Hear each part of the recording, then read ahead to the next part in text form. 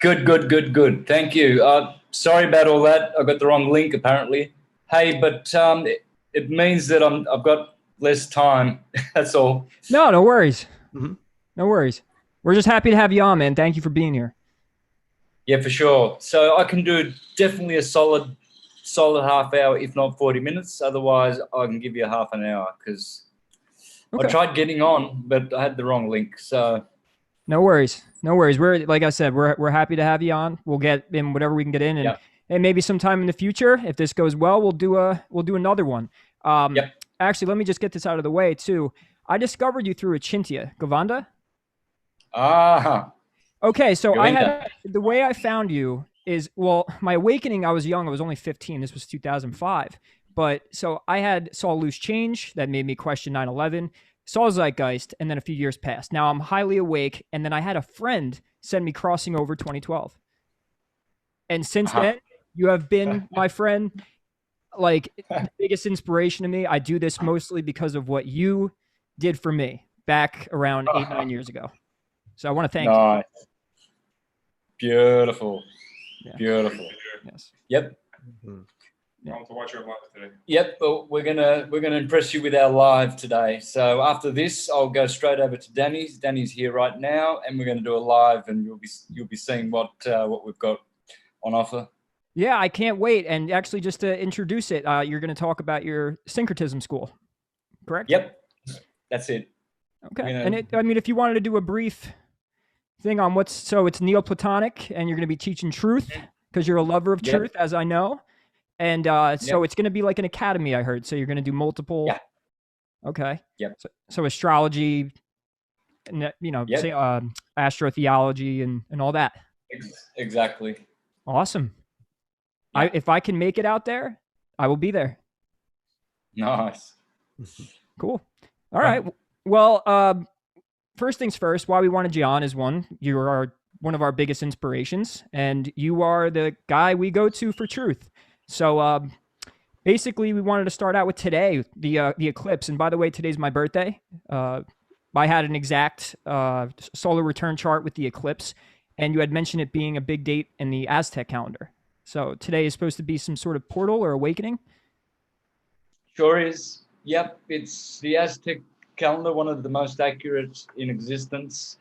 They predicted that today would be the beginning of the sixth sun, or if I've got that wrong, the end of the fifth sun. Someone in another article wrote that they said it'll be 2026 before the true beginning. There's a cusp. So the true beginning of that sun will be in 2026, in another 5 years. I read in an article. There's not much information on this at all. Sure. But definitely end or beginning, they are, they are really the same thing. So right. that vicious sun that really was very brutal on humanity for a reason has ended. So we should feel that from now on. I think it's going to be palpable and noticeable, very, very noticeable to most people now. Great awakening, I think, on the one hand, and lots of exposure of evil and corruption, and just a revelation, a revealing, an apocalypse. And so you mentioned the fifth sun. Was 2012 the portal for that, or was that just its own? That was the Mayan calendar. So the Right. Mayans are a Saturnian cult. That's their calendar there. That's got Saturn. Saturn, old man time. He's carrying the burden of time, whereas the Toltec is. Let's get that right. Yep, I always want to put that. So you see the round sun god in the center. It's actually the god Tonatiuh, Ton, all is a Ton. But really it's the earth, and it's telling you about the cosmology, the toroidal field cosmology. There are 7 concentric rings here, and the earth is it's geocentric. This is telling you about the geocentric Earth we live in. Let me show you how it works. So you've got Tonatiuh, the sun god, is actually the Earth, the father and Earth. So that's what you're looking at there. Right, let me get this right. Okay, angle. It's mirrored. Like that. Okay, so he's got his tongue out, just like Krishna, just like Jagannath, just like all the other cultures. So this is the Earth. Then you have the ring of Mercury, moon, I mean. Here, this is the ring of the moon. No, there, it's this one here. That's the moon. Then the next one's Mercury and Venus. Venus has got the number 5 in there. So you'll see that there's 5 all over that one. Then there's the sun, then Mars, Jupiter, and Saturn on the outside ring, and then the zodiac right around the edge here, right around the edge. So when you look at this calendar here, this is our cosmology. We live on that Earth, the center there. So it's the centerpiece. It's geocentric. And the Toltecs and all of the people, I've spoken to Mexicas, Zapotecas, Chichimecas, people who teach Semanahuac, the ancient American religion, they all know that this is the true model of the Earth. That's the Earth.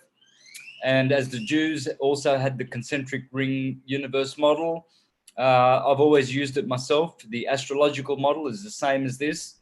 Ptolemy, I'm a Ptolemaic tropical astrologer. Hence, I teach true geocentric system, which is exactly what you're seeing here. This is Ptolemy's model and the model that I've always and always will use. I will only use this true model. I do recall from your, well, I've probably watched most of your, presentations, but so is that the same model when you were talking about, you know, the rings going up to the heavens where it was Saturn at the top, I recall, and you were showing the way the traveling of the sun was, and it went in kind of like a figure 8? Because I watch your best of video all the time, and I recall, so the planes above us are leading to heaven, and then the planes below us are, so we live in a hollow Earth. Well, it's a torus field. It has to be a torus field. Sure. Because that's what an atom is. An atom is a torus field, and everything is torus fields. It's how magnetism operates through its the Ethernet, which is the field, the dielectric plane. So everything in matter, the vibratorial wave, which is electrical, right, that proceeds forth from the digital scalar wave magnetic world. So it's the magnetic world which is producing the physical effect of the vibratory electrical world. And so all of this happens through a field, a torus field. So a torus is pulsating in the middle, pulse, and then it waves. Pulse and wave in a figure 8. And there's always a pulse in the center, and then the wave goes up, and then it goes and does the other half, a positive and a negative. So that's the torus field. And so that is how your atom is, that is how the solar system is, that is how your body is, that is how God is, that is how the universe is. Everything takes this form. That's why we have a torso, because we have a torus, same word, field. All right? And the blue shift enters in the fontanelle, left turning, centripetal convergent light, gravitating inward, going through the heart chakra, going out, radiating out redshift, right turning, centrifugal, divergent, radiating light. And you've got gravitation coming in, radiation going out your perineum. And so this is the system that we live in. And so we're living inside this big apple donut. And the Earth is the plane of inertia, the planet of Eartha in the center of this big apple. And in the middle is the hyperbola. That's the tree of life in the center of this beautiful Garden of Eden. And so, and the sun and the planets, say, going around Mount Meru, the hyperbola, the center over the flat earth. And when they're on this side, there's daylight on this side.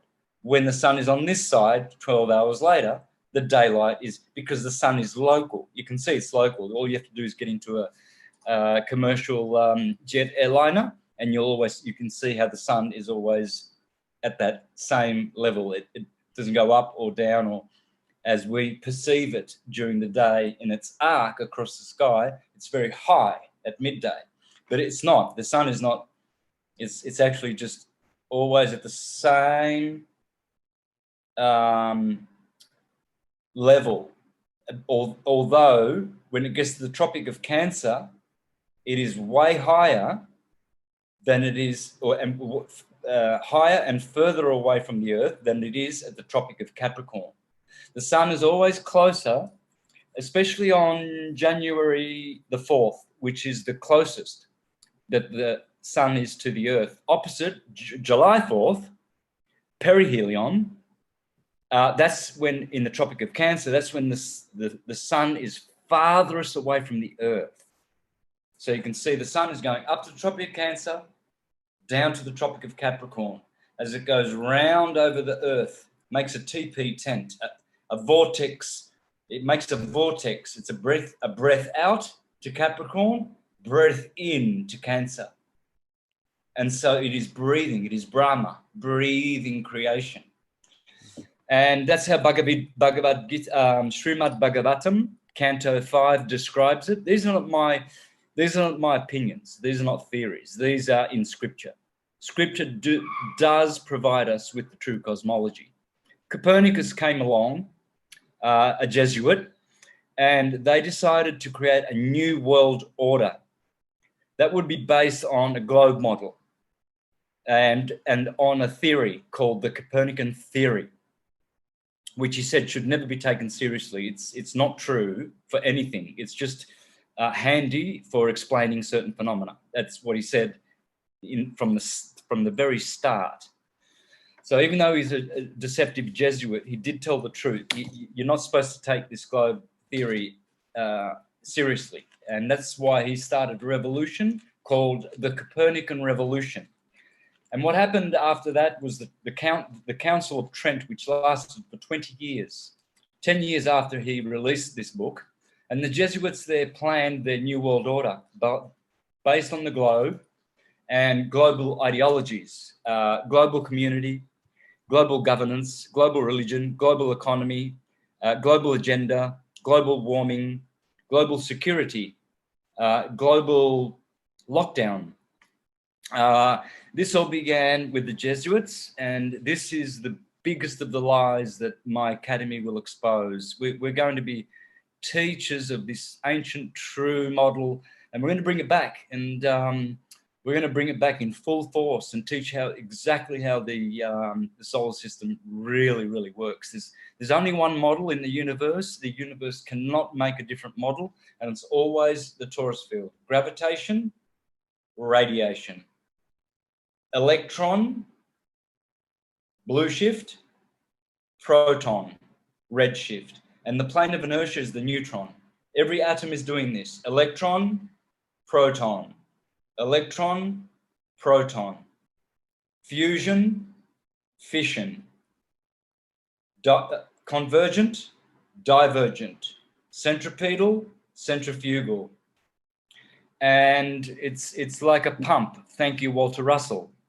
It's a two-sexed, like electrical pump universe. Like the heart. So in all the basis of everything is all just, it's actually more simple than what we make it. When people believe the world's physical and that atoms are actually physical, it's just Ken Wheeler's favorite saying, field perturbation, which I've been watching a lot of him. Once again, thanks to you. I love his work, and I heard you're trying to get him on the flat Earth. I actually was on a few of his live streams while I was in there in the chat, And I was calling you out for you. Like I was saying, hey man, you got to check out Santos' stuff. And he just said he's heard of you, but I don't think he's ever heard any of this. And he's absolutely intelligent. I mean, did you figure out a lot of this? Did a lot of the flat Earth and also the way the red shift, blue shift, did that come from Ken Wheeler's work, or did you have a previous with like Walter Russell that was the original? You know, you know what? I think Ken Wheeler may have actually inspired a lot of it, actually, because I was watching Flat Earth videos from 2014 and then came out in 2015 after I realized that I was using the Flat Earth model anyway in all of my presentations, only I was using Copernican explanations to explain syncretism as accurately as I could. So once I removed everything Copernican and global, then to me, all my work just made more sense without having to, you know, go at great lengths explaining the difference, because the sine wave is always the sine wave, and it's all geocentric. And so I didn't have to change anything at all. It's just embarrassing when I go back and look at the old ones and see me using Jesuit global explanations. So, but Ken Wheeler, he doesn't know it yet, but he's already explaining the mechanics of the flat Earth. He said in one of his videos that matter can only occur on the plane of inertia, of any field, of any magnetic field. So way before I heard him say that, I already had the plane of inertia as the planet of Eartha. It is inertia. Earth is inertia. Everything, because everything else is moving. It's inertia and Eartha. It's the same word. And planet means plane. It's a plane of inertia. It's so that's one of the things that he taught. The other thing that got me was that he said in magnetism, the South Pole is really the North Pole. And so the South Pole is blue shift and the North Pole is red shift. That's according to him. Therefore, that would make the North Pole, Mount Meru in the center, blue shift, which is warm, and red shift out at Antarctica, the South Pole. Makes sense. Flipped over where it is cold. So with his explanations on the poles of magnetism and how their scientists have flipped it over and got it wrong, the North Pole is actually the South Pole. With those are two of the main things that Ken teaches, which really one day he will realize is just going to contribute to him understanding the true model, which is the stationary Earth model. Another thing with Ken Wheeler is he calls himself a Neoplatonist. Well, there's two things wrong with that. That he doesn't understand. I don't know how possibly he could miss it. The Neoplatonists were vegetarian. I'm sure he's a flesh eater. He needs to read Porphyry's book on eating flesh. Porphyry was the greatest, and his student Iamblichus, of all the Neoplatonists, according to the emperors of Rome, not according to Ken Wheeler or Santos Bonacci. Huh. So according to history, Porphyry and Iamblichus were the greatest. They were both two things: vegetarian, astrologers. Why is it that Ken does not understand that when he's talking about magnetism, he's actually speaking about God, about Krishna, dielectricity, Radharani, magnetism, electricity, Balaram. How could he possibly miss this? How can he possibly miss that? You can't speak of the magnetic field unless you're speaking it astrologically, like Porphyry and all the Neoplatonists did. Sure. There are 12 conditions along every ecliptic of every field of a magnetic sine wave or a cycle. There are 12 conditions. How can he miss that? You see, this is why I make my videos, because you stand on the backs of these great giants. He's a giant in magnetism. You know, I stand on Rudolf Steiner's back, Alvin Boyd Kuhn, but that every single one of them, up until Jordan Maxwell, my superstar Jordan. friend. Yeah. All of them.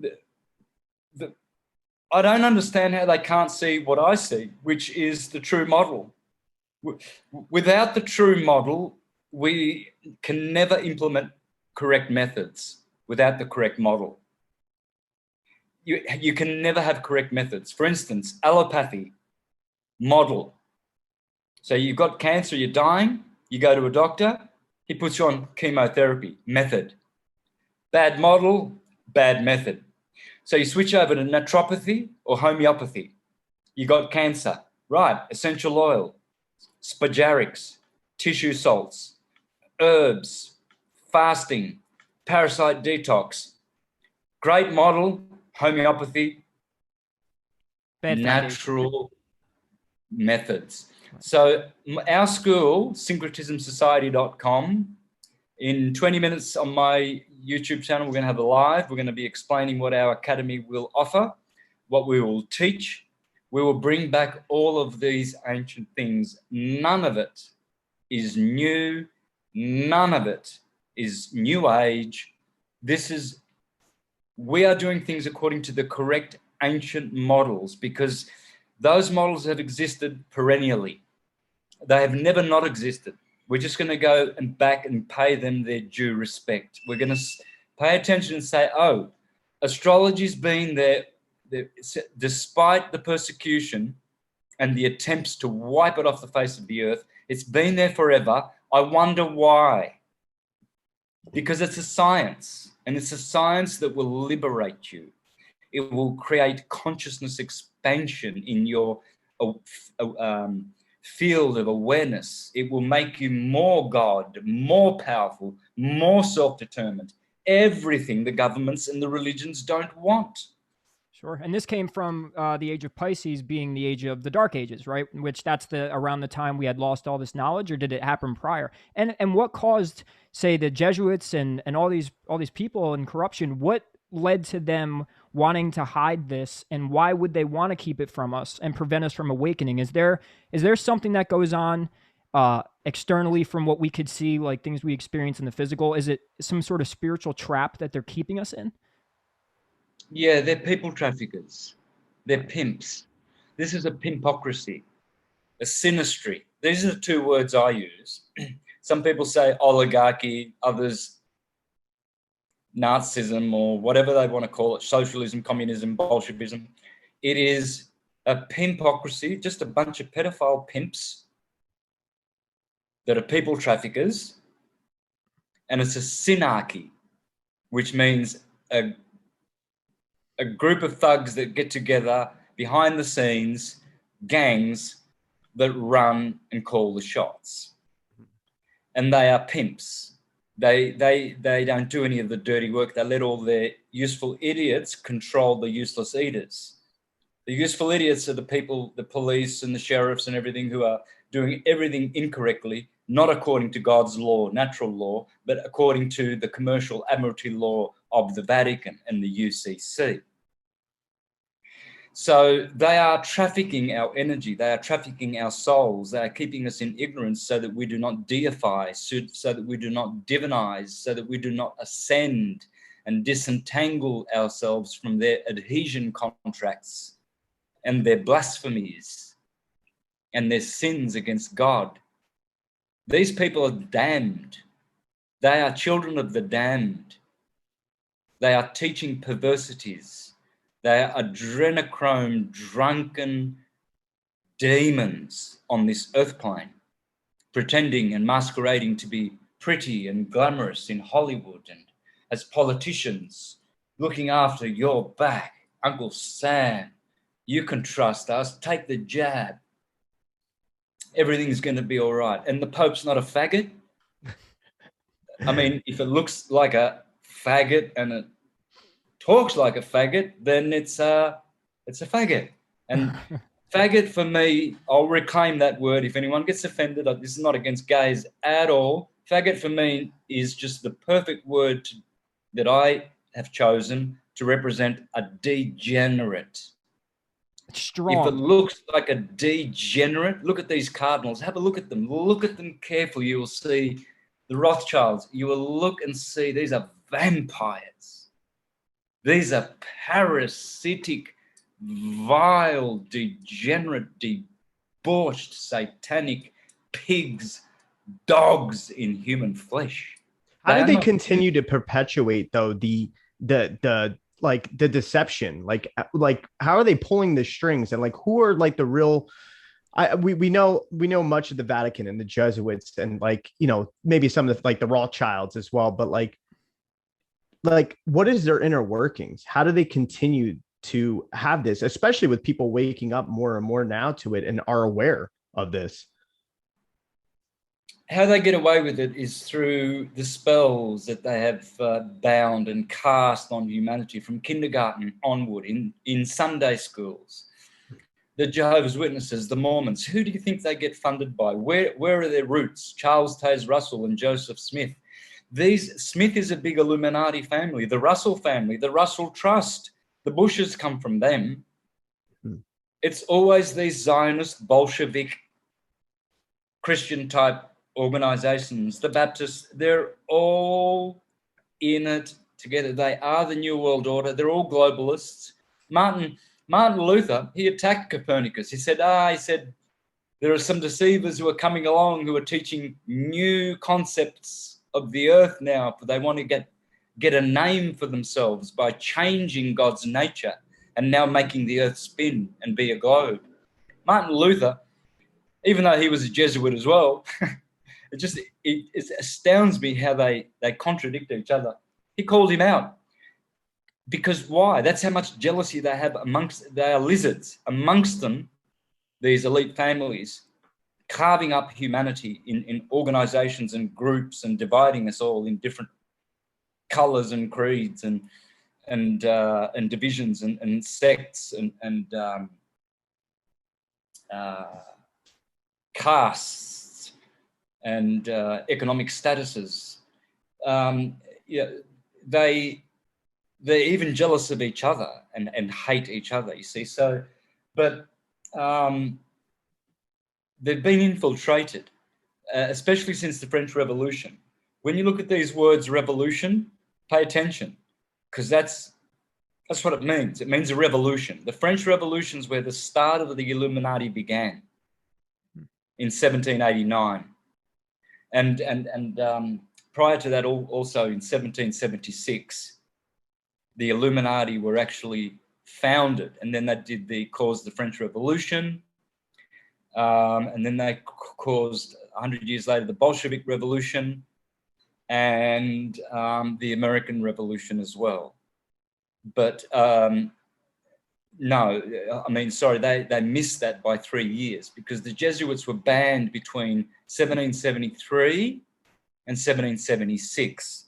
They were banned by Pope Clement XIII, who somehow, you know, there's some good popes, and they get killed. He got killed, but he banned the Jesuits for 3 years, which caused Washington and Thomas and Madison and all these guys to get together real quick and form Articles of Confederation, Bill of Rights, Constitution, and by 1776 they had the Republic founded, and Thomas Paine and Benjamin Franklin and Patrick Henry and all of these heroes. Well, Benjamin Franklin, I don't know about him, but he did stipulate clearly that America was a republic, which lasted 100 years, because the Vatican then came back through the Illuminati in 1776.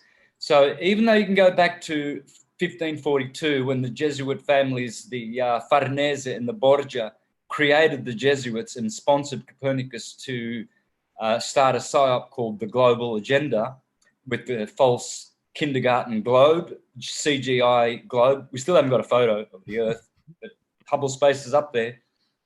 We could have trillions of real photos on Google, and yet we've got millions of images, not photos, CGI images of the Earth.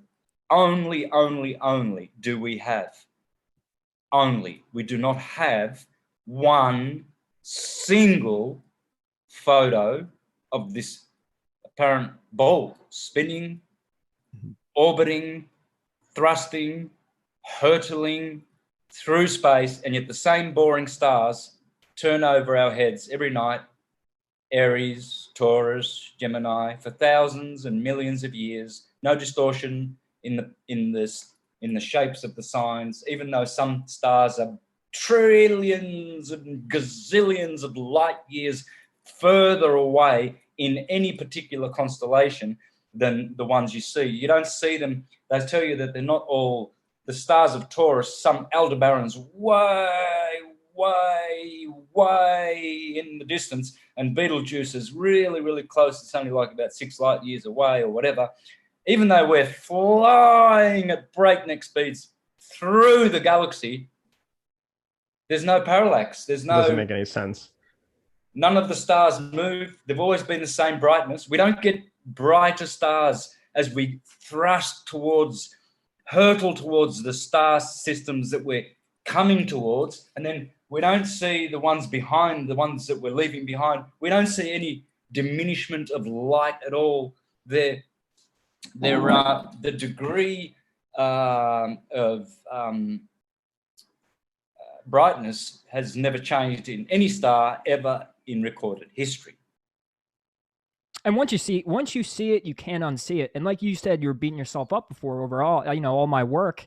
Your work that you were doing pre-Flat Earth still led you to it. And when you finally get past the threshold and you were talking about programming. We were programmed at a point, but now, like, even my family, my friends, people, you mention these very plausible and realistic ideas, and the programming in the spell is so deep that you get laughed at. It's mockery. I mean, you harbored in all of this and took a lot of the heat in the beginning, but the programming goes deep, and it's our job to just stay consistent as much as we can. And whoever is not meant to be saved isn't meant to be saved, from all of it. But the spell is huge. It's deep. Yeah, the people who haven't awoken, they belong to the herd mind, and they will be reharvested. They will be recycled and reused in other slave capacities as they reincarnate. We shall be released. We will be released as we disentangle ourselves from vices, going from vices to virtue, not as some idiots have it, and they actually call their band From Vices to Virtue, where they've gone from virtue to vice, clearly. So we are going to virtue. We're on the right-hand path, not the left-hand path. We are following correct conduct. We have ethics, etiquette. We have morals. We have truth. We live by truthful principles. We don't tolerate people who deliberately entertain demonic behavior, like drunkenness. You would never have a drunk ever in your spiritual field at all, ever, let alone a partner. Anyone who drinks alcohol is demonized. It's a spiritual ceremony of being. It lowers the frequency of the individual so much that by 99.9%, that the field force around you is totally neutralized. It goes to like a dark hole, and all kinds of entities just pour in your Taurus field. Pubs and clubs where people go and like to play and entertain bums, and they think they're really cool. In pubs and bars, and they post on their Facebook, we're going to be playing at this pub tonight and this bar. These places are lurking with demons, and people are proud of this. They're going to entertain bums, basically. You can't go to pubs and not walk out demonized. You can't be smooching drunken bums and not be demonized. So, we will disentangle ourselves. Definitely. Look, guys, I've got to go really in 5 minutes. You know what's funny? We're right on time because my Zoom I didn't realize because I don't pay for Zoom. I have 5 minutes left. So what I wanted to do, Santos, is just one last thing. Well, a few things really in one. So I would love to do this again so we can have some time. If you can, if you're free, I know that you're starting the school. I know if you have the podcast. So if you cannot, it's okay. But we were going to have a Chinty on again. We were going to see if you guys wanted to maybe do a combined Zoom call. Yeah. I talk to him every day on Facebook. I'm a big fan of both you guys. I want to be friends with both you guys. I'm on board with you to the end, man. Like we're here to do this. We just started this podcast in November for this. So if you were down for it, if we can schedule at some point, maybe you and Achintya come on and we can have a nice conversation where there's no time restraint. Oh, for sure. Any day. He's my one of my favorite human beings on the plane. He is a most superb, exquisite, fine man. We had a 2.5 hour conversation. Really, yeah, he really is so wise and such a wonderful man. That'll be a pleasure. All right, cool. Yeah. So we'll email you. We'll get in contact. Gio, do you want to say anything else before he goes? No, I just want to say, I mean, I definitely appreciate you coming on as well. Especially being now the new generation coming in, and it's something that Achintya had even said. We're the pioneers to keep this knowledge and this wisdom that you are, you and so many others as well. But I want to specifically focus on you because I see the syncretism as bringing all these different types of separation parties, like religions and all that, to understand it as one and to release themselves from all the constant whose group is better and who's doing this, and understanding that there is a oneness and there is no separation from that oneness and all is right there. And I think it's important. If there's any sort of ascension that needs to be achieved, it's through this. So we definitely know that that's part of our goal to keep that going. So once again, just thank you. Love what you do. Keep it going. Thanks, guys. Was this live? It wasn't live, but we recorded it. It's going to go up. Yep. Gotcha. All right. Well, flip over now to my channel because I'll be showing, doing the vid here on May the 26th about the school. So this is going to be historical. Santos, awesome. You were the best birthday gift a guy could have, by the way. So we'll email you, be in contact, and thank you so much, man. See you, man. Bye-bye. Thank you, brother.